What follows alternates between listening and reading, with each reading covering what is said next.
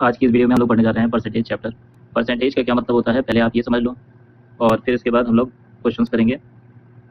Percentage का मतलब होता है कि अगर कोई आपको नंबर, डिजिट, फ्रैक्शन वैल्यू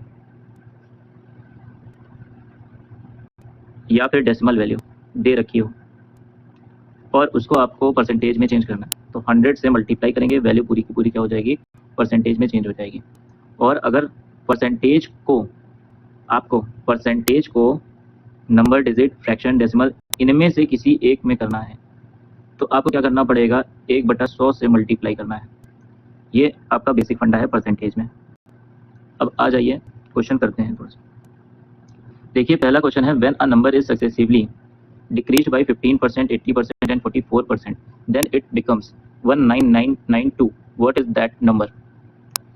यहाँ पे कह रहा है कोई एक नंबर होगा, इसको आप मान लो 100%। ये 100% जो है ना, एक नंबर x है मान लेते हैं, वो पहले 15% डिक्रीज किया है तो कितना रह गया, 85/100। 15% का मतलब हो गया 15/100, इतना रह गया। फिर कोई वैल्यू 80% है, वो डिक्रीज हो करके कितनी हो जाएगी, 20 हो जाएगी। इसी तरीके से 44 है तो ये हो जाएगी 56/100। ये किसके बराबर है, 1992, इस वैल्यू के बराबर है। तो देखो यहाँ पे क्या हो जाएगा, 20 बच्चे, ये 17 बार में कट जाएगा और यहाँ पे आएगा, देखो 56 से जब काटूंगा मैं इसको, तो देखो 56 से डायरेक्ट ना काटो, आप पहले इसको 8 से काट लो। 8 7 56, 8 दूना 16, 3 बचेगा, 8 चौक 32, 8 39, यानी 32 32 का बचेगा 7, 8 9 72, 8 9 72, 7 से काट दो, 7 तिहाई 21, बचा 3, 7 बचे 35, 7 7 49, 17 दूना 34, 17 कम 17। तो आपके पास वैल्यू कितनी आ गई, ये 100 और ये वाला 100, 21 से गुणा होगा तो 21 और 4 जीरो आ जाएंगे, तो डी ऑप्शन आपका सही हो जाएगा। ये तो था आपका पूरा एकदम बेसिक मेथड से करना। पेपर में आप कैसे कर सकते हो, जिसने मेरी नंबर सिस्टम की वीडियो देखी होगी तो उसको पता होगा मैंने कैसे डिविजिबिलिटी रूल बताई है। देखो यहाँ पे लिखा हुआ है कोई वैल्यू जो है x है वो पहले 15% डिक्रीज होती है, चलो, फिर उसके बाद 80% डिक्रीज होती है, ठीक है, फिर उसके बाद 44% डिक्रीज होती है। इतने में आपको कहीं पे भी 3 दिख रहा है, देखो यहाँ से 85 आ रहा है, 80 में 20 आ रहा है, 44 में 56 आ रहा है, कहीं पे भी आपको 3 दिख रहा है। इसका मतलब हमारी जो वैल्यू है 1992 जो दे रखी हुई है, इसमें तो 3 आ रहा है, तो ये 3 जो है ये नहीं कटेगा, तो 3 मल्टीप्लिकेशन में आएगा, तो 3 से कटने वाला नंबर हमारा आंसर हो जाएगा। तो देखो 22 नहीं कटता है, 2 1 3 1 4 नहीं कटता है, ये भी नहीं कटता है, तो आपका डी ऑप्शन सही हो जाएगा। तो इस तरीके से आपको पेपर में जल्दी से जल्दी करना है। अगले सवाल पे आते हैं। अगला सवाल कहता है आपको, price of 1 kg of sugar, 1 kilo चीनी की कीमत पहले 34% बढ़ती है, फिर और बढ़ी हुई कीमत 51 हो जाती है। तो बताइए कि what is the new price of the sugar पर केजी। पर केजी अब शुगर की प्राइस कितनी हो जाएगी, चलिए करते हैं। देखो 34% इंक्रीज हुई है, जबकि हमें होल वैल्यू में कितना इंक्रीज दिखाना है, 51। तो 34% की वैल्यू यहाँ पे दे रखी हुई है आपको 51, तो 1% की वैल्यू आपके पास हो जाएगी 51/34, तो 17 तिहाई 51, 17 दूना 34, 3/2 आ जाएगा। आपसे पूछा है बढ़ी हुई कीमत, 100 रुपये पहले थी तो अब कितनी हो गई, 134 हो गई, तो 3/2 गुणे 134, 2 छंग 12, 2 सत्ते 14, तो 3 छंग 18, यानी 18 से ऊपर वैल्यू आ रही, तो ये नहीं हो सकता, ये नहीं हो सकता, ये नहीं हो सकता, आपका राइट आंसर ये हो जाएगा। ठीक है, अब आप दूसरा मेथड भी देख लो कैसे कर सकते हो। दूसरा मेथड आपको कहता है कि ऐसा करो, आप उठाओ ये वैल्यू, यानी लास्ट लाइन आप पढ़ लो थोड़ा सा, क्या कह रहा है, 34% आपकी इंक्रीज हो रही, यानी कोई वैल्यू 100 रही थी तो 34 इंक्रीज हो गई तो 134 हो गई। तो इसमें क्या क्या चीज़ें आ रही हैं, 2 और ये आ रहा है 6 7, यानी 67। 67 एक अभाज्य संख्या है। 7 की टेबल में कभी भी लास्ट में 0 आता है, 7 दहम केवल, उसके अलावा नहीं आता है। तो ये ऑप्शन गया, ये ऑप्शन गया, ये ऑप्शन गया, आपका राइट आंसर क्या हो जाएगा, बी। अगला क्वेश्चन है, the price of a table is first decrease by 3% की जगह आप इसको काट करके 30% कर लो। तो यहाँ पे एक फॉर्मूला लगता है, क्या x प्लस वाई, जब ये सक्सेसिव हो तब प्लस XY/100, ये वैल्यू आपको परसेंटेज में देती है। अगर डिक्रीज होगा तो माइनस लेना, अगर इंक्रीज होगा तो पॉजिटिव लेना। तो 30% क्या हो रहा है, डिक्रीज हो रहा है, फिर उसके बाद 80% इंक्रीज हो रहा है, प्लस माइनस माइनस हो जाएगा, तो 30 गुणे 80/100, यहाँ से वैल्यू कितनी आ जाएगी, 50 माइनस 24, यानी 26% आपका राइट आंसर हो जाएगा। अगले क्वेश्चन पे आते हैं, A is 20% more than B।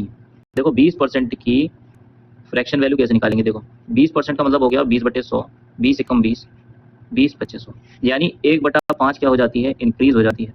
तो पूछ रहा है, अगला ऑप्शन में ही आपको दे रखा होगा, अगर एक तरफ मोर है तो दूसरी तरफ लेस होगा, ठीक है। और अगर यहाँ पे लेस होता तो यहाँ पे मोर वाला पूछता। तो क्या करते हैं, जब लेस वाला अगर पूछे तो आपका जो हर होना चाहिए वो बड़ा होना चाहिए। बड़ा कैसे होगा, 5 में से 1 को जोड़ करके लिख दो, 5 + 1 6, ऊपर 1 एज इट इज लिख दो। तो 1/6, 1/6 होती है 16.66 की वैल्यू। लेकिन मैं आपको दिखा दे रहा हूँ परसेंटेज में चेंज करना। मैंने कहा अभी परसेंटेज में कैसे चेंज करते हैं, 100 से गुणा करके। तो कितना आ जाएगा, 16 छंग 96 पॉइंट 40 बचेगा, 6 छंग 36 36, 16.66 आपका राइट आंसर हो जाएगा, ठीक है। अब दूसरा मेथड आप ऐसे भी कर सकते हो कि A is 20% more than B, यानी A यहाँ पे लिखा और B यहाँ पे लिखा। B 100 है तो A जो है वो 120 है, इसको 20 से काट दो तो 20 छंग 120, 20 बच्चे 100। पूछा है B is how much percentage less than A, तो देखो एक कम है किससे, A से, तो 1/6, 1/6 की वैल्यू अभी निकाली थी 16.66। आ जाइए अगले वाले क्वेश्चन पे।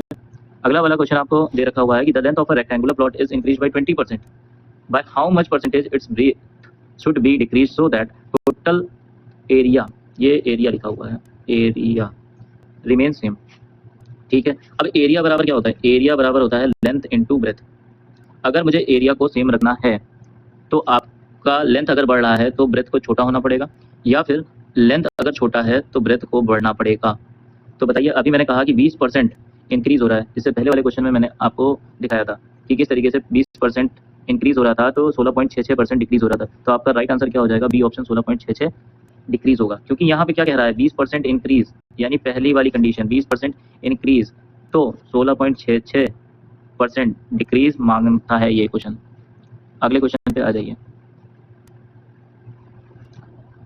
Rupesh score 20% marks in an examination, अच्छा, एंड फेल्ड बाई 20 मार्क्स। अगर मान लो 20 नंबर और आ जाते हैं तो इसको जोड़ दो, तो ये पासिंग मार्क्स के करीब पहुंच जाता, यानी पासिंग मार्क्स के पास आ जाता।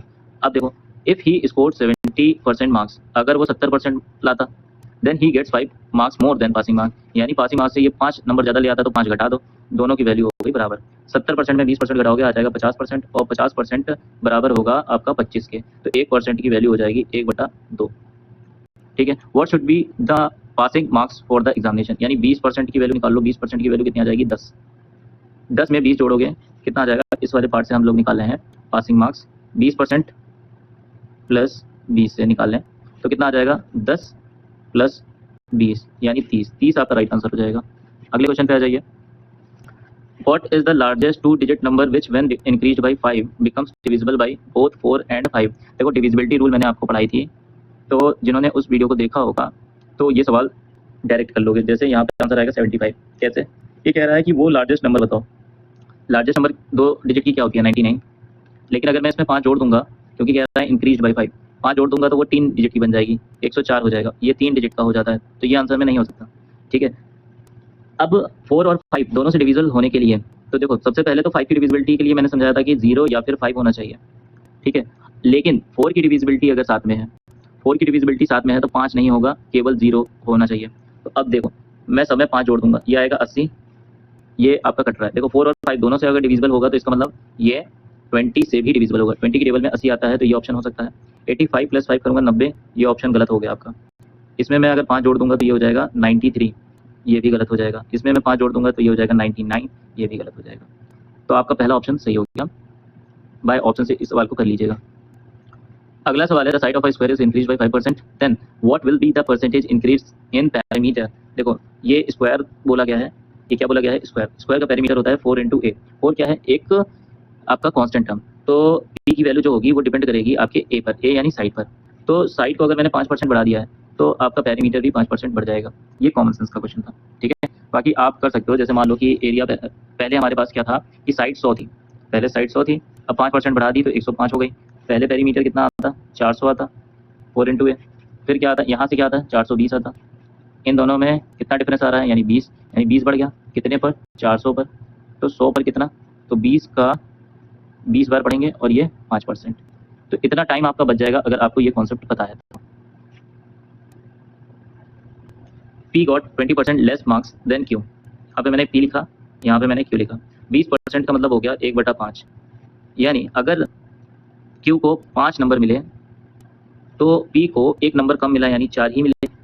अब कहता है R got 20% less marks than Q, Q से कंपैरिजन किया जा रहा है, और आर जो है वो 20% कम मार्क्स पाता है।